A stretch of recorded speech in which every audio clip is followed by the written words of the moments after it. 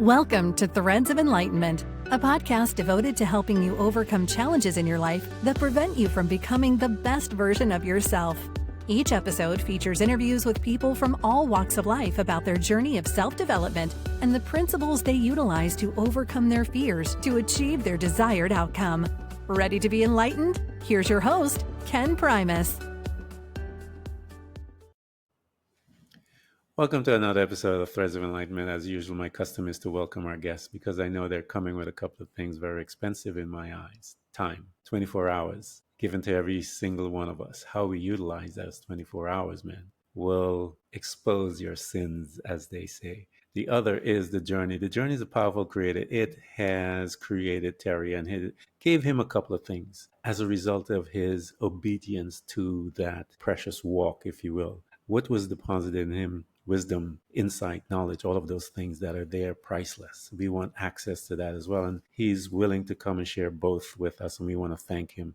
Terry, thank you so much for coming to Threads. Ken, it's a delight to be here with you today. It is an honor. As I told you, I kept that question close to my chest, and I'm going to toss it to you right now, man. The question that I always ask everyone that comes on, because that second journey is one of, I call it the prize that we get a chance to engage in while we are here on this planet. The question is this, Terry, how do you serve? Wow, that's a big question. I believe I serve mankind through my writing ability that I've had over the years, Ken. I'm a storyteller for years. I think it started for me back when I was in high school. My English teacher noticed something in my writing and encouraged me to join the high school newspaper. And so I did that, put me on the sports desk. I'm kind of a non-sports person, so I had to learn a lot to try to figure out how to write sports stories, but I did. And ultimately I became the editor of my high school newspaper, started to learn to tell stories. How do you write down those experiences that you see and help other people experience those stories? So I did that. I thought I was really a great writer. So I went to Indiana University, one of the top journalism schools in the country, and joined the campus newspaper. We produced a full-size newspaper 6 days a week. There were about 100 of us on the writing staff. And so I thought I would really be a great contributor to that to that staff. I think I rewrote my first story for the newspaper about 5 times, and it didn't even have my name on it. And so it came out just a couple of paragraphs when it got published. So I learned quickly that I had a lot to learn there at Indiana, and I was writing stories throughout my time there. Learning more and more about that kind of thing. Blowing off my classes back then. I joined a social fraternity. I thought I should do that and meet some people. I'd been out drinking the night before, and back then we were using old Royal typewriters in the pre-computer days, and I couldn't get my fingers on the right keys. And I kept saying to myself, Jesus Christ. And this little blonde-haired girl that was sitting next to me, she turned to me and she said, "Oh, Terry, don't say that, because one of these days when you really need Jesus, you'll call out for him and he won't be there." And I thought, what's this? I'm a Christian. I go to church when I'm at home. I read the Bible in church when I'm at home. She suggested that I go down to this little bookstore a couple of blocks off the Indiana campus. Yeah. They had pretty cards and posters, and maybe I'd find a book that interested me. And so I wandered down there. A couple of days later, I bought this book called Jesus the Revolutionary. I thought, how in the world could Jesus be a revolutionary? I had no idea. I took that book back to my room, read that book. It showed me a different side of Jesus than I'd ever seen before. And about that time, some people invited me to a little gathering in downtown Bloomington, Indiana. People were sitting on strips of carpets with little candles lit. And those people had something that I didn't have. And so I got a Bible, and I've been going the Jesus trail ever since. My journalism colleagues thought I was a little different, because instead of joining a big newspaper staff like the Indianapolis Star or the Chicago Tribune, I joined this group called Wycliffe Bible Translators. I spent 10 years in linguistics. I actually have a New Testament that's on my shelf from the Southwest Kutchikel people in Guatemala because I worked with them and left my writing for all those years. But then I wandered back to my writing and started writing for magazines and writing books. And that's kind of where I've been ever since doing that. But I guess that's a long answer, but how I serve people is really by my writing and capturing those stories and getting those out to people around the world. Yeah, I think we're all storytellers in a way. In this fashion, you are gifted, if you will, and you're able to write it down and put it within the corners of those between the walls. I tell them of the covers between the walls of the covers. Some people are gifted in being able to write and express themselves. But as I mentioned, we're all storytellers to a degree, Terry, because from our trauma or whatever that happens to us, we create perceptions, and perceptions will allow us to tell these stories in our life and about ourselves and who we are and whatever. And those stories, once we believe them, they're a part of us, and we have to learn how to dismantle all those crazy things, those stories that we put together in those pages. But I want to go back in a little before that. I know you went through much of your life, and we're going to cover all those things and touch bases. But I want to go back a little to the beginning of our beginnings, that I call it, Larry. I know you started, Terry, you started early with the writing in high school. But before that, talk to me about your family. In the family unit, Terry, we are going to learn about communication skills. We're going to learn a bunch of stuff. We're going to learn relationship with others and all these things. How do we govern ourselves? How do we show up in life? And that beginnings of our beginnings will then start to usher us into some of the threads that will govern us in our life. And you became a writer at a young age, and I'm curious about where the genesis of that came from.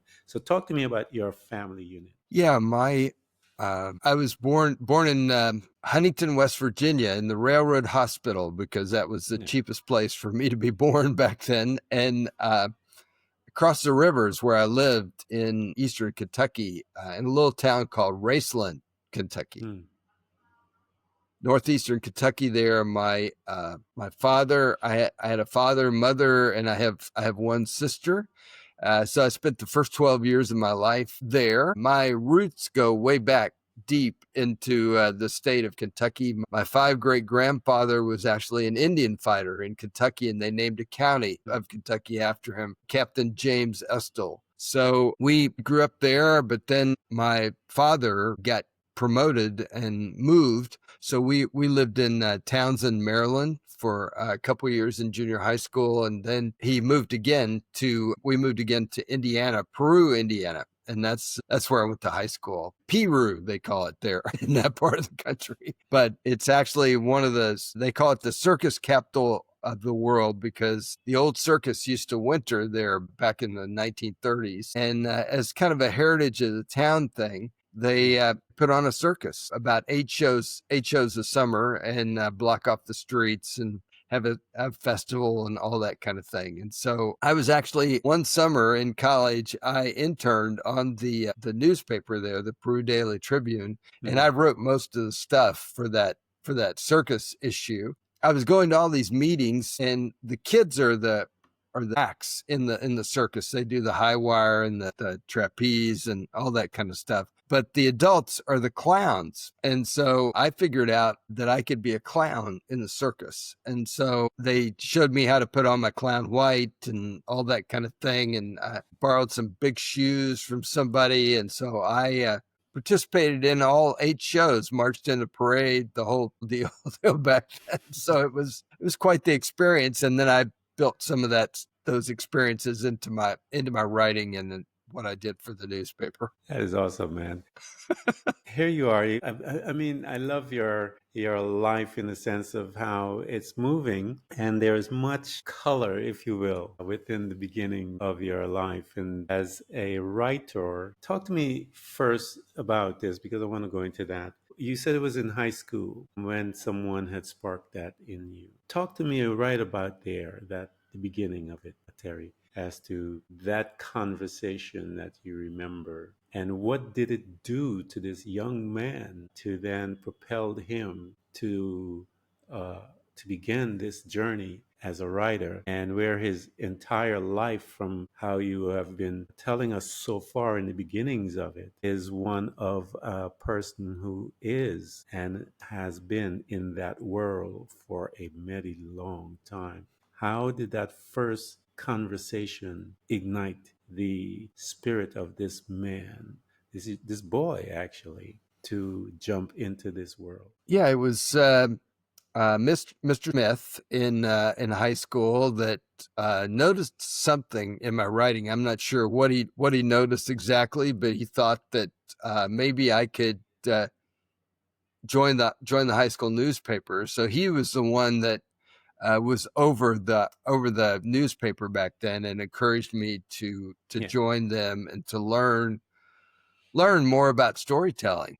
That's what I did throughout high school and my college years, was learning that writing skill, because we don't just come with that naturally. I think that's an acquired skill, to learn how to have a good headline, how to have a good start, to beginning, a middle, and end. All those kinds of things are built into our storytelling, so that we lead the reader to a particular point from our story. All those kinds of things are skills that we can learn as individuals. And I was thrown into that pool, I guess, very early on in my life. Yeah, that is great. It takes most of us, I mean, we get to college, Terry, and we're like, I still don't know what I want to do. And here's this young boy who started his and kind of knew this is where I belong at a young age, if you will. And talk to me, you mentioned when you were in college that you show up there and you thought you were going to show them a few things, and that's when you start learning. Wait a minute, there's so much to learn. When you were there in college, and as you know, that bright-eyed individual is like, I'm here to change the world, and you realize, wait a minute, you got to learn about the world first before you can even start doing that. How did that begin to impact you as an individual? Because again, you've been in that field for a long time, starting at the 11. You know, you've been at this for a while. How did that impact you when they turn around and say, wait a minute, young boy? Well, I watched in college people try to figure out what they wanted to do with their lives, and many of them changed directions throughout the college experience. And I was real proud of the fact that I went all 4 years and I stayed in journalism. I didn't go anywhere else. But because of my experience with that book and that group of people, I changed direction in my life. So instead of going into journalism and writing, I went into linguistics, and that's what I thought I should do. But ultimately, I wandered back to my roots, to my storytelling. At the end of the day, started writing for magazines and all that When kind you of thing. had made that detour, if you will, um, and I understand why. When you made that detour, how did you manage your Terry in there? How was he doing when he was there? Again, he had started at such a young age, and he was exposed to a different type of writing, and here he is. He made that switch, that detour. What did it do to you, Terry? I learned a lot through that experience. I wasn't the greatest language learner, linguist in the world, I guess is what I'd tell you there, Ken. I had a big learning curve in order to be able to learn Spanish in Guatemala, and then to learn Cachiquel, which is a Mayan language in Guatemala. So my life was going through a lot of learning experiences. I got married back then. My wife and I didn't have any kids, but we had a lot to learn as a couple and figure out how to navigate all that, as well as living in a foreign country, all those kinds of experiences back then. We only lived in Guatemala maybe three and a half years before we returned to the U.S. And then I worked in different jobs within Wycliffe Bible Translators until ultimately I kind of returned at our national headquarters to my writing, joined the writing. We had a publication that we put out, a magazine that went out to, 150, 200,000 people every issue. And I ultimately became the editor of that publication. Yes. So I came back to my writing at the end of the day while I was there. Did your time in Guatemala at all affected your writing approach, the way by which you process your information? Did it made an impact at all in your writing skills or style? Well, absolutely. I mean, one of the things as being a missionary, I was a missionary with Wycliffe Bible Translators for 17 years. And one of the things that we did in order to be a missionary was we raised our own financial support back then. And so we had a group of people that we wrote to every month to tell them about what kinds of things we were doing and why we needed their prayers and all that kind of thing. So I was still using some of my little storytelling ability way back then, is what I would say, and communication skills that I'd gotten from college. Yeah, my family, we grew up in the church and Christians. My dad was a pastor, and we spend many times and days and weeks with missionaries that were staying at our home and coming by and different things like that. So there's some wonderful stories and I always tell people to do that. Try to step outside of their culture if you can. And you will learn much and you will come out richer as an individual if you step out of your culture and learn from others. Is something else. So here you are, you back into magazines and all the other things and writing and stuff like that, Terry. And as you are back here in the States, if you will, how did you begin to navigate in? Because now you're going to start writing, because again, you've been writing for a long time, but I'm talking about publishing stuff on a consistent basis and stuff like that. When you got back into the routine of the United States, how did you click? Because again, you were out for a couple of years, 3 years, a long time, man. How did you plug back in? I just plugged back in by figuring out my role within Wycliffe Bible Translators back then, and I bounced around from a number of different internal positions until I ended up out in California at our headquarters there, and we had a publication, and so I was asked to write some stories for that publication. So that kind of got me back into my writing mode. And ultimately, like I say, I became the editor of it. I was the editorial director, actually, in charge of the face of Wycliffe in print, our brochures and books and all those kinds of things. And as a part of my training back then, they encouraged us to go to writers' conferences. I always encourage writers to go to these conferences, because often who you know is almost as important as what you know. And so you get to meet people at these events. Mm-hmm. And so I went to this writers' conference, and I met an editor there, and she told me she had a problem. And I always listen when these editors tell me they have a problem. She said, Terry, I work for David C. Cook, and we're charged to really tell kids about the world that's out there. And we don't have a single book that says anything about that. She knew that I worked for a mission organization. She said, what kind of ideas do you have about that? And now at that time, my children were little. I was reading lots of books to them. And I knew that this fantasy writer, Stephen Lawhead, had written a set of children's books under the name Steve Lawhead called Howard Had. Howard had a hot air balloon. Howard had a spaceship. Yeah. They combined real pictures with a little cartoon character. And I thought, wonder if we could do that for Wycliffe. What if we've got great pictures around the world, and what if we combined a little cartoon character with real pictures to show kids that they could go anywhere in the world that they wanted to go? And so she said, oh, that's a great idea. Write that up and send that to me. And so I made a little note. I went home and I wrote it up and I sent it to her. Now, we had to go back and forth a bunch, but that ultimately became my first book that was published in 1992. This little children's book called When I Grow Up, I Can Go Anywhere for Jesus. Combined real pictures with a cartoon character. Now I'm an editor, and I go to writers' conferences, and I listen to people's stories and I say, that's a really great idea. Write that up and send that to me.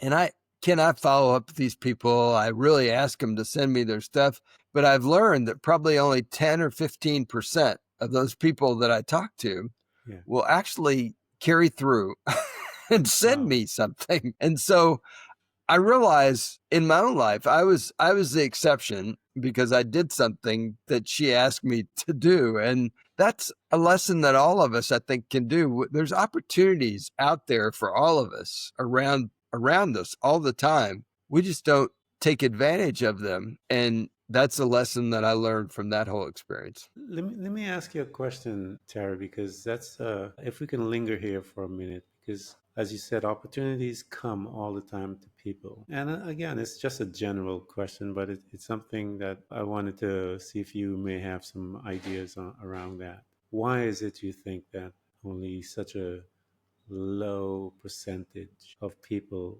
when given the opportunity, and here are these people, they paid the money to come to some of these conferences. They have an opportunity to meet some really qualified people who are in the business doing their thing, if you will. They approach them. I don't know why they're there if they didn't want to be whatever discovered, if you will. Why do you think, I mean, here you are, you've been there for a long time and you're looking at human beings and seeing that here's an opportunity given to them. Such a low percentage, Terry, take that opportunity. I think people don't do it for a lot of reasons. I think underneath we're all we're insecure. We wonder if anybody will really be interested in our stuff. We think it needs more work. Maybe the story isn't defined right. We're worried that if we do pitch them and send it to them, they're going to say no. Yeah. And that happens a lot. I mean, I'm in a business where I get no a lot when I pitch things. But there again, those are all things that I've learned that I'm really on a search. Those of us that are looking for opportunities are really on a search to find the right one for us. And so that's all part of the journey, I think, and part of the process to find that right place for your stuff to get out there into the world. Yeah.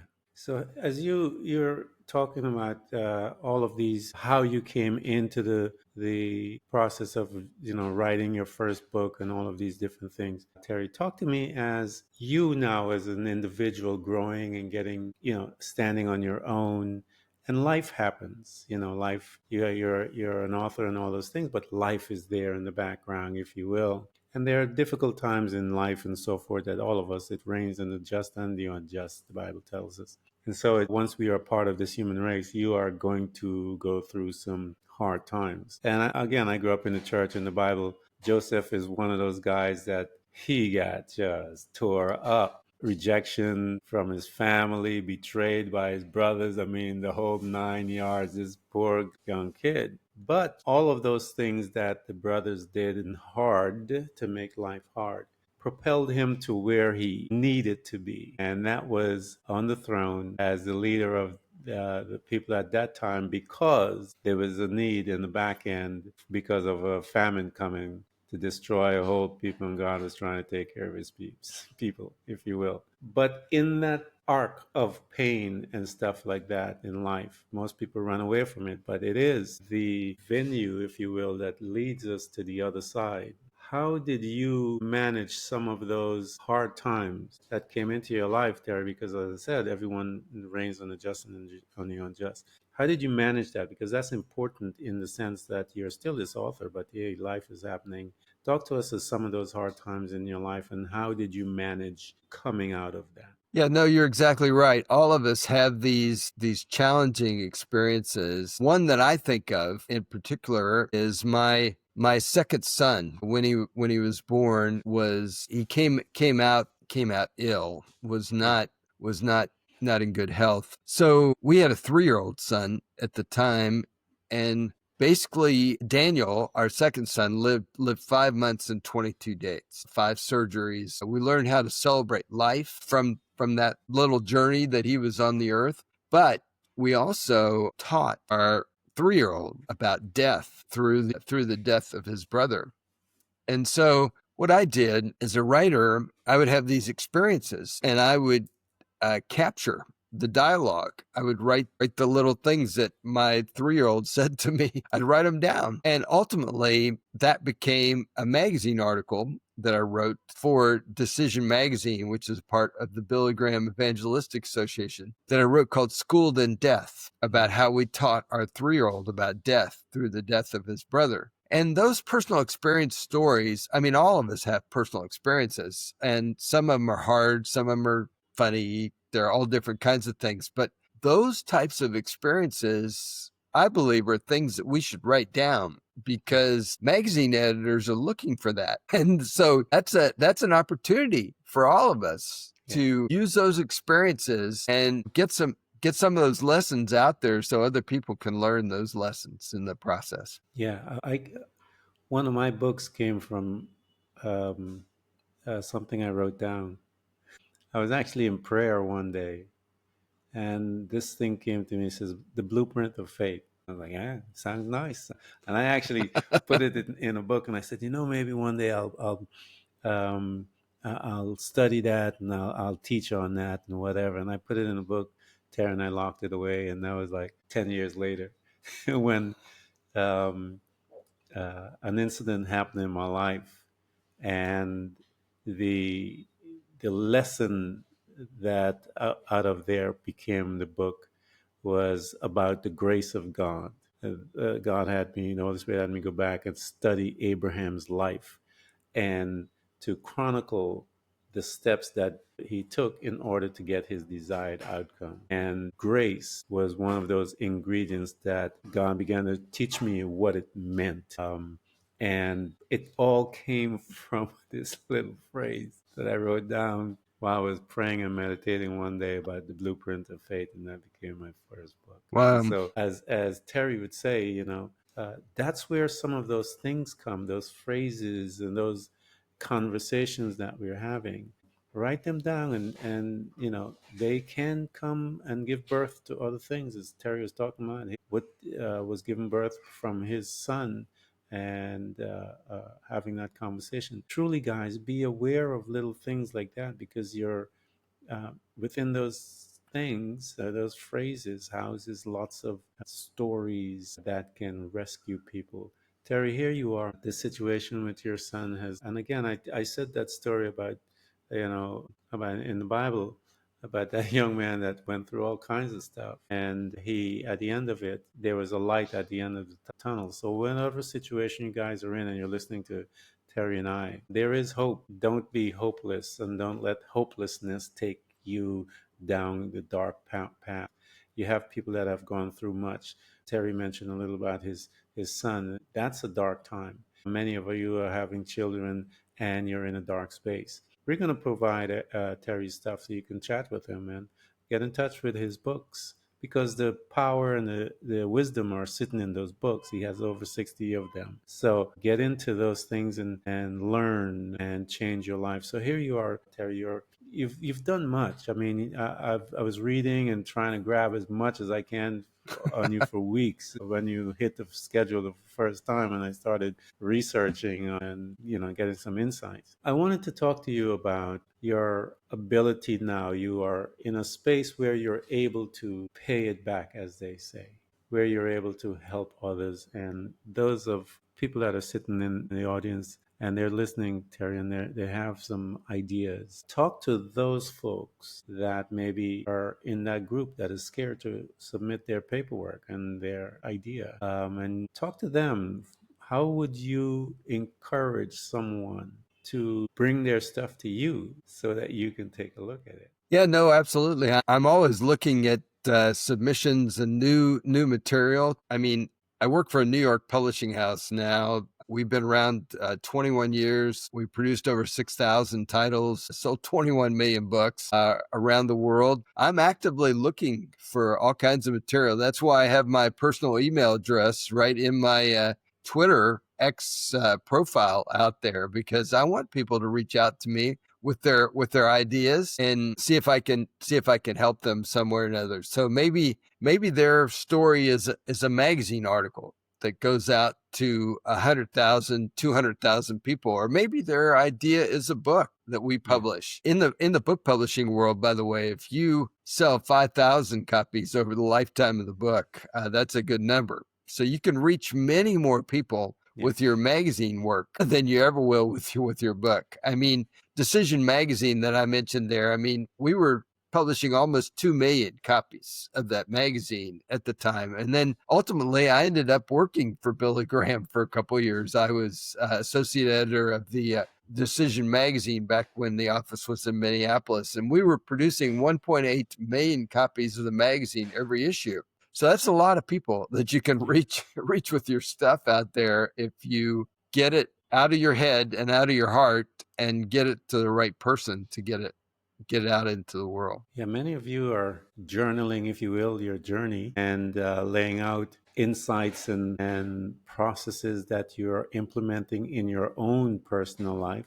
Because I always tell people you're your first client, if you will, and you're seeing some results and stuff like that. And you have this bunch of paper that you're putting all your things in, and it looks like it's something, but you don't, you may be nervous. You may be, one of the things I think, Terry, that keeps us in bondage is the fear of rejection. And they don't understand the purpose of a no. The purpose of a no is for you to go back in and look at it again, take another vantage point, spend some time, maybe you put it away or whatever. But I remember reading a story about Colonel Sanders. He had thousands of no's before someone said yes to his recipe being accepted, and now it's a big franchise. So the purpose of it is not to curl up and hide. It is to go back in and take a look at it and see if there's ways that you can improve. Or even when that person says no, ask them, say to Terry, okay, no, what would you suggest,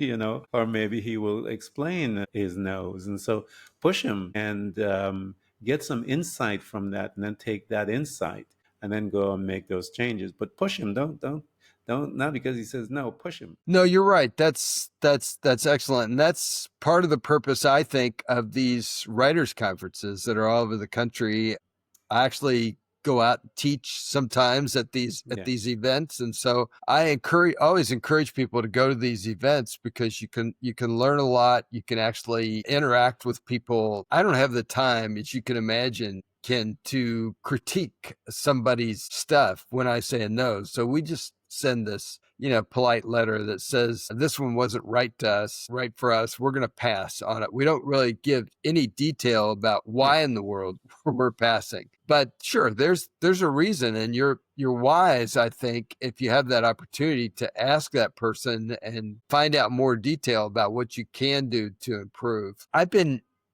This is the third publishing house that I'm working for as an acquisitions editor. I'm the first person that looks at these submissions that come out all the time. And I'm really looking for the right author to publish and get their stuff out there. One of the things that I learned in the first publishing house that I was working for is that often people don't send me what I need. And so they're missing something. And so I couldn't get a book contract for these people because they didn't send me the right details that I really needed. So out of my own frustration back then, I wrote this book called Book Proposals That Sell, 21 Secrets to Speed Your Success. That book has over 150 five-star reviews. It's helped a lot of people get an agent, get a book deal, get an advance. All kinds of things have happened from that book.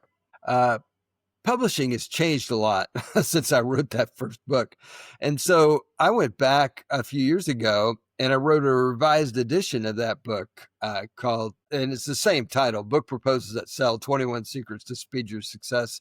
Because your book proposal, no matter what you're writing, whether you're writing a children's book or a novel or a nonfiction book, that's basically your business plan. It says, who's your reader? What are you going to be able to do to get that out? Who are the competition for your book? I mean, every book competes out there in the market. So I want people to get that revised edition from me. So if they go to bookproposals.ws, you can find that book and you'll see the cover, the little bit about the book, and there's this big button that says free book. You can get the ebook version for me, the whole book, for free. Now, I give that away because at Morgan James, where I work, we've learned that if we give away that free ebook, it's highly likely that that person, if they start to read it, is going to turn and buy the print copy of the book. Yeah. And we give our authors those email addresses from that free ebook. So that's a way that you could drive print book sales by giving away a free ebook. And you can also learn more about the publishing business. It's because, like I say, who you know is almost as important as what you know. And so this is the what you know to be able to pull that book proposal together, that document that the editor is really looking for at the end of the day. And guys, we're going to provide that for you as well. So make sure that you get it and you see it there, because that's invaluable stuff that Terry just offered to you. And those of you that are a little apprehensive about your thing, just get the free book and then take a look at it and study it and ask for insight, and you will get it, and then present your product, if you will, the way that it needs to be so that it can get you what you're looking for and what you're expecting. Terry, this has been a good conversation, man. I had a good time just chatting with you, learning some things. And I wanted to just thank you for coming to Threads of Enlightenment, and for all those guys that are listening, everyone who's been listening to us. We will make sure that that is in there so that you can have access to Terry and all of his books and buy them, offer them as gifts. I always tell you guys, stop giving dad and people some of those crazy gifts that they hide anyway. Get yourself some books and so forth so that they can really change their life and do something with it. Go ahead, Ken. This is the book that I really want authors to get. It's a short little book called 10 Publishing Myths about writers' expectations out there. And my friend Jerry B. Jenkins, who sold 70 million books, 21 times New York Times bestsellers, wrote the foreword to this book. And I want people to get this book. If they go to publishingoffer.com, you can get the book from me for only $10, including the shipping, along with over $200 worth of bonuses, free electronic audios that I send along with this book. Basically, in this book, I'm trying to help authors have the right expectations about what's going to happen with their book, because I have people that don't have the right expectations. And so much of the publishing process is what I've learned is outside of our control as authors. So I want authors to take action and take their own control over what they can do. I mean, none of us can control, Facebook or YouTube or LinkedIn or any of those things, but we can control our own website, our own blog, our own newsletter. Yep. Those are things that we can do. And so I want authors to kind of understand that and do the things that they can do to help people out there without leaning on something like a Facebook or a LinkedIn at the end of the day. That's excellent. Well, again, guys, we're going to provide that, and we're going to make sure I highlight it, make sure my team highlights all of these things so that you can get it and change your life, man. Pursue your dreams. Terry, thank you so much for coming to Threads of Enlightenment. Ken, it's really been an honor to be with you here, and I appreciate the opportunity so much. Thank you so much, sir. You have a great day. Thanks for tuning in to Threads of Enlightenment with Ken Primus. Hopefully you're now feeling more empowered to overcome the challenges in your life, whatever they may be. Share that inspiration with others by telling them about this podcast, rating it, and of course, remember to subscribe so you don't miss a single episode. For more connection, you can find us on Facebook and Instagram by searching for Threads of Enlightenment. Until next time, stay enlightened.